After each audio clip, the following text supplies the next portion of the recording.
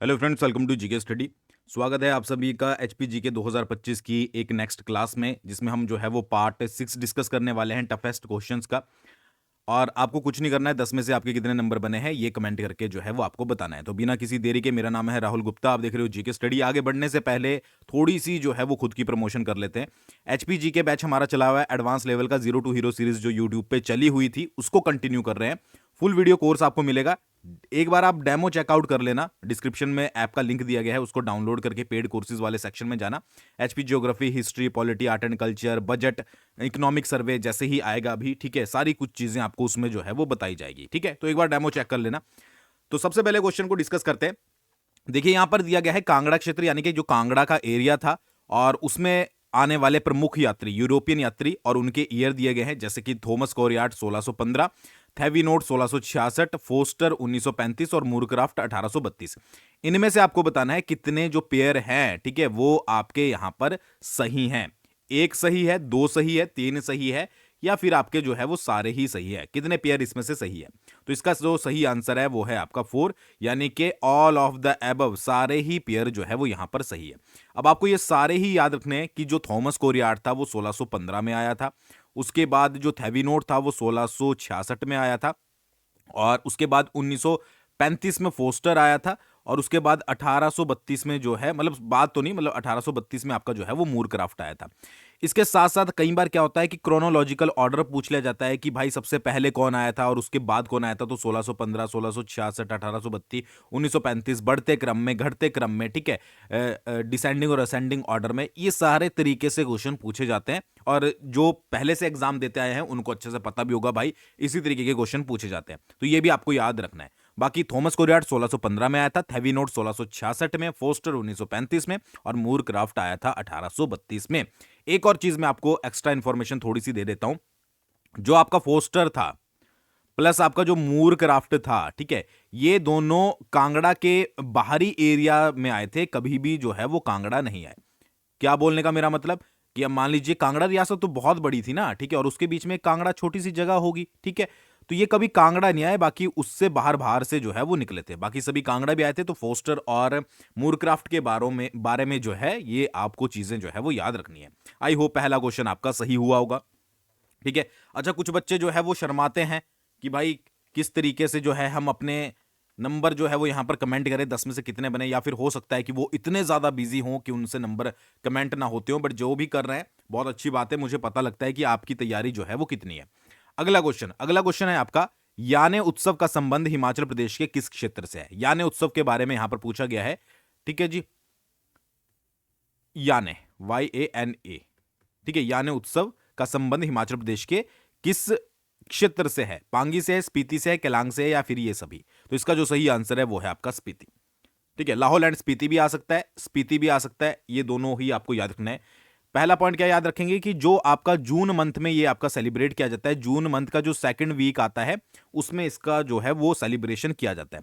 दूसरा क्या है, किस चीज से संबंधित है, मतलब कौन से भगवान से संबंधित है? तो त्रिलोकीनाथ की पूजा जो है इसमें की जाती है। त्रिलोकीनाथ, याद रखिएगा, त्रिलोकी नाथ की पूजा यहां पर की जाती है, उनकी पूजा का दिन होता है। और ऐसे भी बोला जाता है कि ये जो है वो आपका एक तरीके से आत्मा शुद्धि का त्योहार होता है, आत्मा शुद्धि। तो ये 3 पॉइंट याद रखने कि भाई याने उत्सव जो है, कौन सा उत्सव? याने उत्सव। याने उत्सव आपका कहां पर मनाया जाता है? स्पीति में मनाया जाता है, जून मंथ में मनाया जाता है, जून के भी सेकंड वीक में मनाया जाता है। त्रिलोकीनाथ से संबंध है, और आत्मा मतलब त्रिलोकीनाथ की पूजा का दिन इसको बोला जाता है, और आत्मा शुद्धि का त्योहार इसको जो है वो माना जाता है। आई होप आपका सेकंड क्वेश्चन भी सही हुआ होगा। नेक्स्ट क्वेश्चन है आपका, निम्नलिखित में से किस शैली से शिमला जिले में स्थित गेयटी थिएटर का निर्माण किया गया था? सबसे पहला तो आपको पता ही होना चाहिए गेयटी थिएटर सॉरी कहां पर पड़ता है? शिमला में पड़ता है। ठीक है। सेकंड, एक क्वेश्चन बहुत बार प्रीवियस ईयर में आपको देखने को मिल जाएगा कि जो गेयटी थिएटर था उसको कब ओपन किया गया था? तो भाई उसको 1887 में जो है वो ओपन किया गया था। डेट भी मैं आपको बता देता हूं, 30 मई को। ये याद रखिएगा। डेट की जरूरत कहां पर पड़ती है? जहां पर स्टेटमेंट वाइज क्वेश्चन बनते हैं।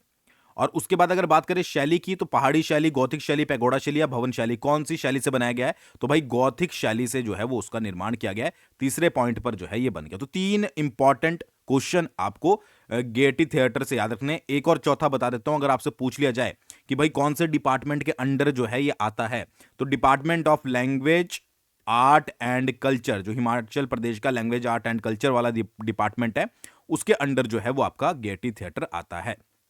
तो इतने पॉइंट आपको जो है वो यहां पर याद रखने हैं। मतलब ये क्वेश्चन तो आई थिंक सभी को ही आता होगा। गौथिक शैली वाला मुझे लगता है कि कुछ को आता होगा, कुछ को नहीं, बट ये 1887 में बनाया गया था, ये तो सभी को ही पता होगा। चलिए नेक्स्ट इकोनॉमी से रिलेटेड क्वेश्चन डिस्कस कर लेते हैं। चीगू निम्नलिखित में से किस चीज की एक किस्म है? किस्म से रिलेटेड मैं हर दिन एक आधा क्वेश्चन डाल ही देता हूं ताकि आपकी अच्छे से तैयारी हो जाए। चीगू के बारे में यहां पर पूछ रहे हैं, पहाड़ी गाय, बकरी, भेड़ या याक? तो बकरी के बारे में तो मैं कल बता ही चुका हूं आपको, ठीक है, जिसमें मैंने जमुना परी के बारे में बात करी थी। तो जिन्होंने नहीं देखी वीडियो, भाई आप पहली बार अगर आज ही वीडियो देख रहे हो तो एक बार पीछे की क्लासेस भी चेकआउट कर लेना। ये जो आपकी किस्म है चीगू, वो कौन सी है? वो भेड़ की आपकी जो है वो किस्म है। बस डायरेक्टली एक चीज आपको याद रखनी है। नेक्स्ट बात करते हैं, हिमाचल प्रदेश पंचायती राज अधिनियम कब आया था? ठीक है, यहां पर बात हो रही है फर्स्ट के बारे में, क्योंकि बहुत सारे अमेंडमेंट जो है वो पंचायती राज अधिनियम में हुए थे हिमाचल प्रदेश में। ठीक है, या पंचायती राज कब स्टैब्लिश किया गया था, किस एक्ट के तहत स्टैब्लिश किया गया था? तो इसका जो सही आंसर है वो है आपका 1952। ठीक है, इसके बाद 1953 में अमेंडमेंट हुआ, 1954 में अमेंडमेंट हुआ, 1956 में अमेंडमेंट हुआ, 1965 में हुआ, फिर उसके बाद 1968 में दोबारा से पंचायती राज आया। ठीक है, मतलब कि एक्ट आया, फिर 1972 में उसमें अपडेट हुआ, तो और भी अपडेट होते गए, बट जो स्टार्टिंग का सबसे पहला, ठीक है, जिसके तहत एस्टैब्लिश किया गया था वो था आपका 1952, याद रखिएगा। ठीक है जी, चलिए नेक्स्ट क्वेश्चन है आपका, बघाट के किस राजा ने पाल उपनाम छोड़कर उसकी जगह सिंह लगाना शुरू किया था? मतलब उनके नाम के पीछे उपनाम का मतलब क्या है कि जो उनका सरनेम था उसमें पहले पाल लगता था, बट बहुत सारे राजा आपने हर एक जगह पर देखे होंगे, ज्यादातर जो रियासतें होती थी कि वो क्या करते थे, वो अपने नाम सरनेम को जो है वो चेंज कर लेते थे। तो यहां पर किसकी बात हो रही है? यहां पर बघाट के बारे में बात हो रही है कि पाल किसने चेंज करके पाल से जो है वो सिंह लगाना शुरू कर दिया था। रघुनाथ पाल, दलील सिंह राणा, महेंद्र सिंह या फिर दुर्गा सिंह? तो इसका जो सही आंसर है वो है आपका दलील सिंह राणा। ठीक है, याद रखिएगा। दलील सिंह राणा के टाइम पीरियड की एक और चीज मैं बता देता हूं कि इनके समय में जो है वो हिंदूर ने किस पर आक्रमण किया था? बघाट पे आक्रमण किया था। ये भी आप यहां पर याद रख सकते हो हिस्ट्री के पॉइंट ऑफ व्यू से। आई होप आपको समझ आ गया होगा। दलील सिंह राणा, जिन्होंने क्या किया था? पाल उपनाम छोड़कर क्या लगाया था? सिंह लगाया था। अगला क्वेश्चन बहुत इंपॉर्टेंट है, किस साल से सिरमौर रियासत के कार्यालय में अंग्रेजी भाषा का प्रयोग होने लगा था? ठीक है, मतलब सिरमौर रियासत का कार्यालय यानी कि ऑफिस वर्क होते थे, वहां पर इंग्लिश लैंग्वेज का यूज शुरू कर दिया था। कौन सा ईयर था? 1880 था, 85 था, 90 था या फिर 95 था? इसका जो सही आंसर है वो है 1890। 1890 से सिरमौर रियासत के कार्यालय में अंग्रेजी भाषा का प्रयोग होना शुरू हो गया था। बहुत इंपॉर्टेंट एक इंफॉर्मेशन मैं आपके साथ शेयर करता हूं। देखिए, जो कार्यालय होते थे ना, ठीक है, सिरमौर रियासत के, उनको पहले बोला जाता था अजलासे खास। अजलासे खास जो है वो बोला जाता था। ठीक है, जो कार्यालय होते थे। जब 1890 में अंग्रेजी भाषा का प्रयोग शुरू होने लगा तो उसके बाद इनका नाम चेंज करके जो है वो हेड ऑफिस कर दिया गया। ठीक है, ये भी आप एग्जाम के पॉइंट ऑफ व्यू से या फिर अपनी इंफॉर्मेशन के लिए याद रख सकते हो। तो अजलासे खास का संबंध किससे है? सिरमौर रियासत से है। ठीक है, वैसे हो सकता है कि और से भी हो, बट जो मेंशन आपको मिलता है वो आपको सिरमौर रियासत में ही मिलता है।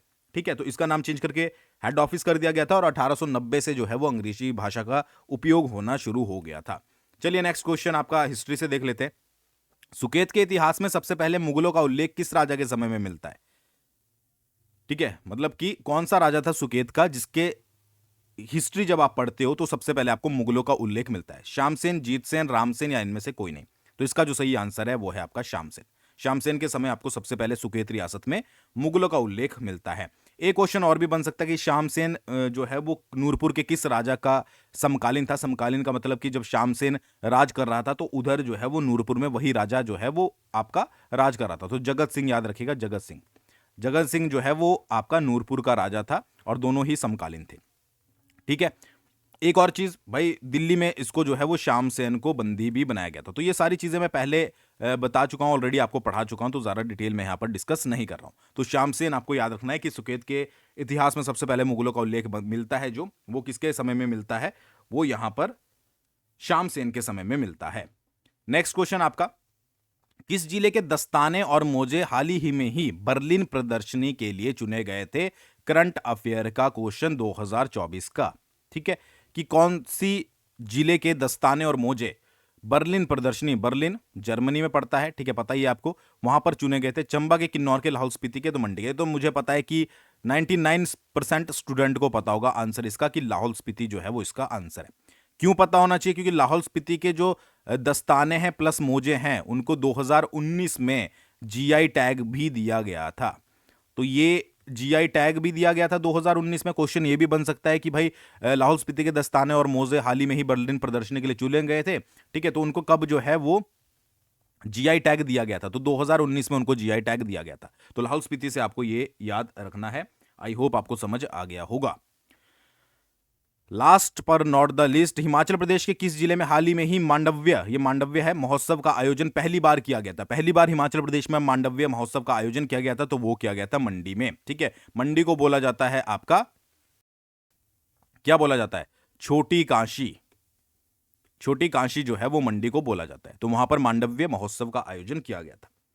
आई होप आपको समझ आ गया होगा। आज थोड़े लेवल जो है वो थोड़ा सा अपने लेवल मीडियम ही रखा था, ऐसा नहीं था कि बहुत ज्यादा टफ क्वेश्चन आ रहे थे। तो 10 में से आपके कितने बने जरूर कमेंट करके बताइएगा। और वीडियो पसंद आई हो तो वीडियो को लाइक करके चले जाइएगा अगर आपको कमेंट करने का टाइम नहीं है। थैंक्स फॉर वॉचिंग, बहुत जल्दी मिलते हैं नेक्स्ट वीडियो के साथ।